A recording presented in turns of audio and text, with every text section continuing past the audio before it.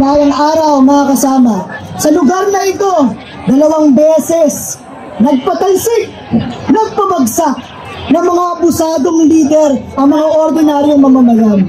At sa lugar din na ito, ang daming estudyante at kabataan ang humanay kasama niyo.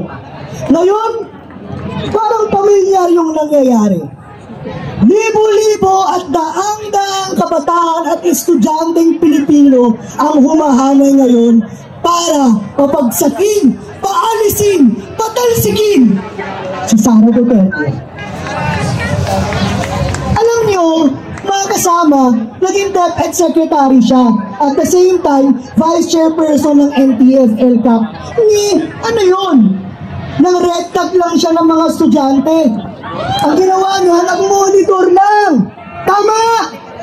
May kasama kami dito mula sa isang local university and college. Dating student regent, nakaranas niyan. Dahil yon sa mga kagaya ni Sara Duterte, na nag-encourage, na nag-condone ng ganong pangre-red tag. Pangalawa, DepEd Secretary siya. Ginigradean tayo lagi, no? Conscious tayo sa grade natin. Kaming mga Gen Z, Gen Alpha, at yung mga magiging Gen Beta na yan. Conscious kami. Yung mga estudyante, laging ginigradean. Gusto namin mataas lagi. Kasi gusto namin maganda yung kinabukasan namin, eh. Ngayon, gradean natin si Sara Duterte bilang dating DepEd Secretary. Mga kasama, anong grade natin? Bagsak! Anong grade natin? Bagsak! Anong gusto natin gawin sa kanya? Ibagsak. Kung kami ginigradean, dapat siya din ay makita ng taong bayan at i-drop out siya bilang Vice President. Tama! Pangalawa, pangatlo, mga kasama, sabi niya, di ba, 600 million, 125 million pesos na confidential funds. Kami sa student councils, grabe yung liquidation namin. Grabe yung magpapakaawa namin sa mga admin na bigyan kami ng budget. Tapos itong si Sara Duterte, papalusutin lang ng ganon? Gusto ba natin yan, mga kasama? Panagutin natin siya. Kaya kami, bunga rin kami ng EDSA, ang Student Council Alliance of the Philippines, bilang pinakamalawak na hanay ng mga student councils, student organizations at student political parties. Ang founder namin ay yung first ever na nag-file ng impeachment complaint. Dati siyang USC chairperson ng UP Diliman, si Mother Percy Sendanya. Kaya ngayon, ang SCAP bumabalik sa kanyang roots, bumabalik sa kanyang ugat, nakikibaka laban sa mga abusadong leader, sa mga kagaya ni Sara Duterte. At huwag nyo kaming tignan as nagsaside lang sa isang lugar, ha? Galit kami sa budget cuts! Galit kami sa papapabaya ng mga administrasyon sa aming mga paaralan. Galit kami sa mga students' rights and welfare violation na pinapataw sa amin. Kaya mga kasama, patalsikin natin si Sara Duterte. Mula sa Student Council Alliance of the Philippines, ang estudyanteng Pilipino ang sigaw, impeach! Impeach! Impeach Sara now! Impeach! Impeach! Impeach Sara now! Impeach! Impeach! Impeach Sara now! Impeach! Impeach! Impeach Sara now! Sabi ng mga kasama ko, huli na ito, kantahin ko raw kasi hindi namin nagawa. Tinuturuan kami ng nursery rhymes tuwing elementary. Kaya kahit malat ako, pagbigyan nyo na kami. Intay Sara Pondo, saan mo dinala? Sa travel at luho, kawawa ang masa. Walang paliwanag, tuloy lang tantrums niya. Impeach na natin yan, panagutin na siya. Impeach! Impeach! Impeach Sara now! Impeach! Impeach! Impeach Sara now! Ang scholar ng bayan! Ngayon ay lumalaban! Ngayon ay lumalaban! Mas ulat ng bayan! Sa hari ng mga estudyante at sa SCAP, maraming salamat mga kasama. Muli mula sa Student Council Alliance of the Philippines, Matthew Silverio. At alam ko umuulan na pero hindi nagpapatinag yung mga kasama natin. Joke time naman na lang. ang politika dito sa ating bansa, magjo-joke na din tayo.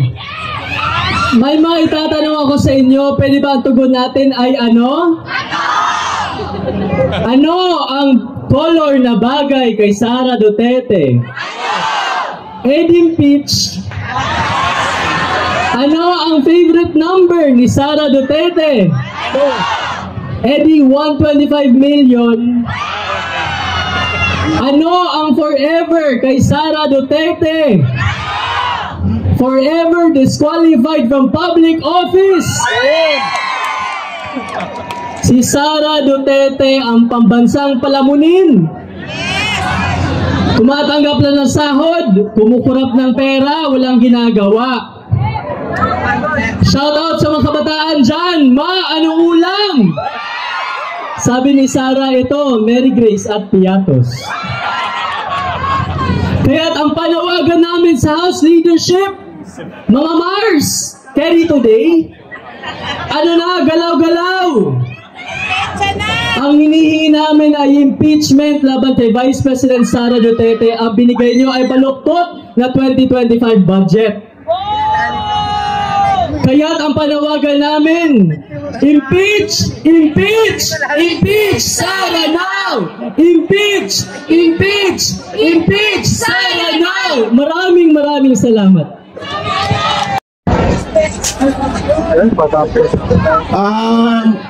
Magandang umaga po, Vote of August 21 Movement. Ang aton po ay nakikiisa sa sambayan ng Pilipino para sa iisang sigaw na impeach Mary Grace Piatos.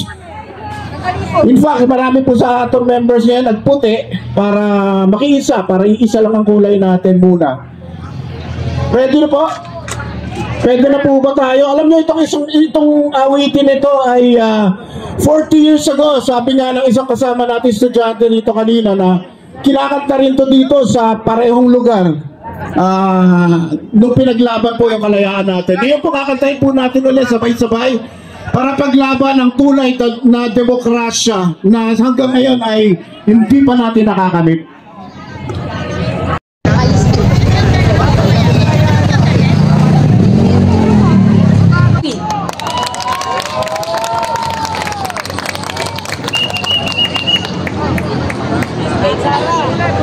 Magandang umaga po sa ating lahat.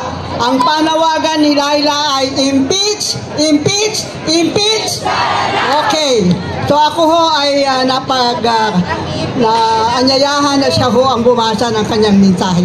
Humihingi ho siya ng paumanhin dahil siya ho ay naglilibot para sa ating tagumpay.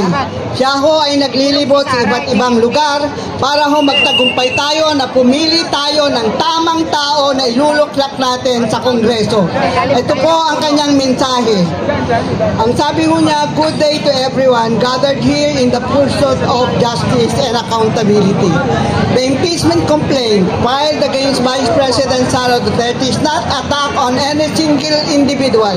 It is a stand for the integrity of our democracy, the rule of law, the kind of future we envision for our children. It is a courageous act, a collective declaration that betrayal of public trust has no place in our nation. Mabibigat ang mga paratang, questionable ang paggamit ng confidential funds, pagbabanta laban sa Pangulo at pagkasangkot sa mga kadula-dudang aktibidad. Kung mapapatunayang totoo, hindi lamang ito paglabag sa batas, pagtatakip